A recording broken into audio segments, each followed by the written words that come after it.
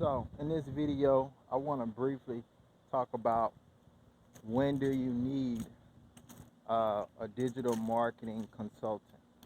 So who am I? My name is Tim Manning, and there is a link that's in the description um, that will definitely help you avoid some of the online issues that uh, technology brings you, especially if you want sales online. Um, and most people don't have a development team to actually uh, create custom stuff. So in essence, they kind of use third-party platforms to actually create their online presence. And I put one of those particular website builders in the link in the description. Um, so why am I mentioning a website builder? And you're deciding on whether you want a digital marketing consultant. Well, and I didn't plan on sharing this, but whoever you end up working with, I like to use the analogy that it's not the best thing to put lipstick on a pig, right? So if you're working with a male or female and they ask you, well, what are we marketing, right? And you can't really convey that to them clearly. Um, your business may be in a position where it needs some cleaning up to do, right? Because I like to use that with my clients is that we don't put lipsticks on pigs. Why? Is because it's kind of hard to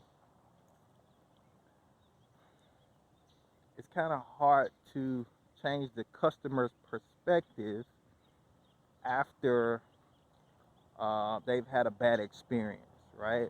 So, but anyway, going back to when you actually need a digital marketing consultant is when you're not making money and not failing. Okay, those are two different things.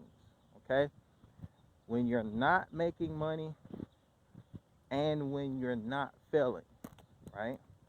Now, of course, you could use them at those particular times, but the reason why I brought those two times up is because usually people try to look for help when they're failing, right? Um, and that's fine, right? But when you're not making money is the time you actually need the help, right? Um, so those would be my 2 cents to you is to get a consultant when you're not making money. Well, not making the money you desire to make, right? Just because you're not making the money you desire to make don't necessarily mean that you're failing. Um, but when you're failing, it it makes it hard for you to see the value of someone that knows what they're doing, right? Because when you're failing in your business, it's like, oh, well, I can't afford this particular person, but I really need to fix this thing, right? Um, and usually it kind of creates more problems in the long run because I've met several people and they're no longer in business, but I've offered my services to them in the past, and I've gave them some tips and everything to do, but the tips I gave them they didn't implement, right? So you can lead a horse to water, but you can't make them drink. So that would be my 2 cents to you, is to get a consultant you're comfortable with when you're not making the money you desire to make, and when you're not failing. Okay, um, those can be two things. How you doing, sir? And those can be synonymous terms, but they can also be different terms based on the business you have. So I hope that makes sense.